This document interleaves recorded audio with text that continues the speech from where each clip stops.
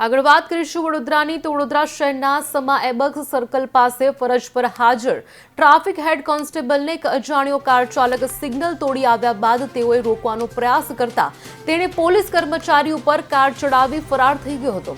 આ ઘટના બાદ સીસીટીવી ફૂટેજને આધારે પોલીસે કાર ચાલકની ધરપકડ કરી કાયદેસરની કાર્યવાહી હાથ ધરી છે।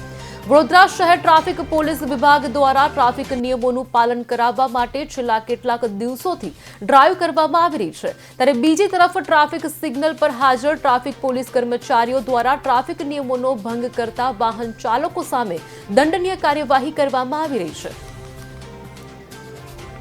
સવારના 10 વાગ્યાની આસપાસ ટ્રાફિકના કર્મચારી છે હેડ કોન્સ્ટેબલ અજીતસિંહ ઉદેસી, તેઓ પોતાની નોકરી ઉપર હાજર હતા અબેકસ સર્કલ પર।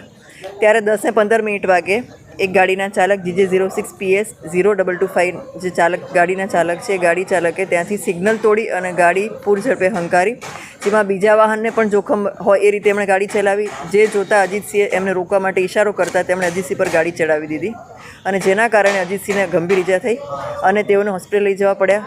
એમની ફરિયાદ સમા પોલીસ સ્ટેશન ખાતે દાખલ કરવામાં આવેલી છે। ફૂટેજ અને અન્ય ચેક કરતાં અમને જાણવા મળ્યું કે ગાડીનો ચાલક સમાગામ વેમાલીનો છે ને જેનું નામ છે અર્પિત કુમાર જીતેન્દ્રભાઈ પટેલ। એને એના ઘર પાસેથી જ અમે લોકોએ લોકેશન આધારે ટ્રેસ કરી અને અટક કરવામાં આવેલો છે। હાલમાં એની કાર્યવાહી ચાલુ છે। ક્યાંથી ક્યાં જતા હતા ભાઈ?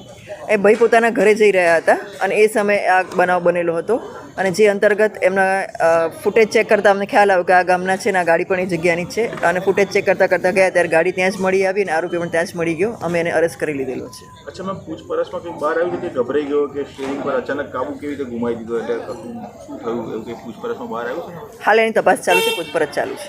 ઓકે।